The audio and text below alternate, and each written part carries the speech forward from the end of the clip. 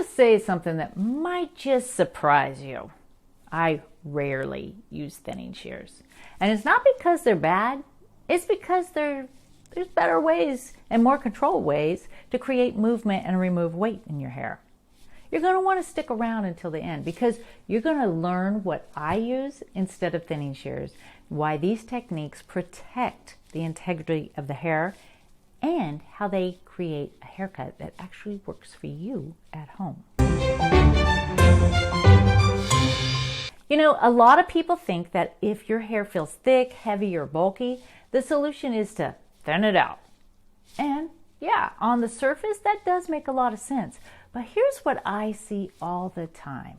Clients come in saying, my hair feels lighter, but it also feels frizzier. Or it doesn't lay right anymore. Or it looks okay at first, but I can't do anything with it. And what's happening is this. The weight was removed, but it was removed without control. So instead of shaping the hair, it disrupted the structure of the haircut. Look, thinning shears remove hair in a way that is unpredictable. They take out pieces throughout the section, but they don't always respect the shape of the haircut. So while it might feel like you're solving the problem in the moment, you're often just creating a new one. And that new problem, it shows up later, when the hair won't hold a style, when it looks uneven, when it starts to feel kind of stringy instead of soft. There's a big difference between removing weight and reshaping a haircut. So let me walk you through what I use instead. The first is point cutting. This is where you cut into the ends of the hair vertically instead of straight across.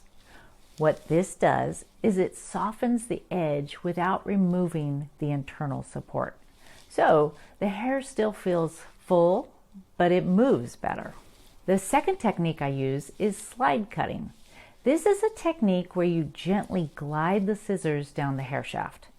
And what I love about this is that it removes weight in a very controlled way. You're not just taking hair out randomly. You're deciding exactly where that weight comes off. The third is internal layering.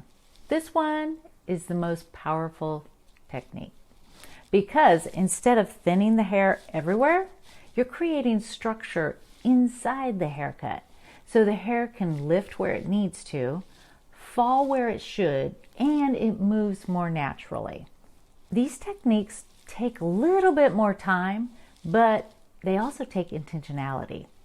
The result is completely different because now you're not just removing hair, you're designing how the hair behaves. When these techniques are used correctly, you're going to notice the difference immediately. Your hair is going to feel lighter, but still full. It's going to feel softer, but still strong. It's going to feel controlled, but still natural. And here's the biggest shift. You don't have to fight with it anymore. It starts working with you. I've had one of my clients say, this is the first time that my hair has felt light without feeling thinned out. And that, my friend, is the goal. So if your hair has ever felt over-thinned or hard to manage, it may not be that too much hair was removed. It's that it was removed the wrong way. If you want help understanding what your hair actually needs, my Good Hair Day Emergency Kit walks you through it step by step, so you can stop guessing and start getting results. The link is in the show notes below. And always remember, when you know better, you're going to do better.